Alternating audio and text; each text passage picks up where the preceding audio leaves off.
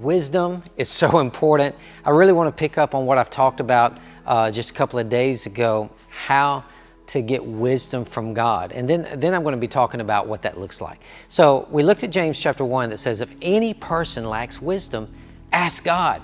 But I really want to key in on what it says, ask in faith without wavering. And then it goes on to say, for he that wavers is like a wave of the sea, tossed to and fro. And then it goes on to say, let not that man think that he shall receive anything of the Lord. Now that sounds pretty harsh, that just because you're doubting a little bit, God's like, no, you're not going to get anything from me until you're in perfect faith. Is that the God that we're talking about?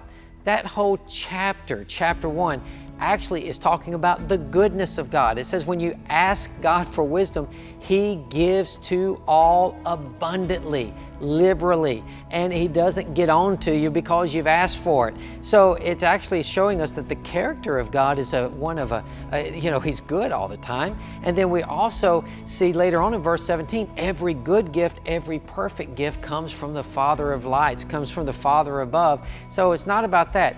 We've got to be constant in faith, believing in the goodness of God. I love that. Believing in His willingness, His goodness, His character to get it to you. I want to hold on to that, and that is life in 90.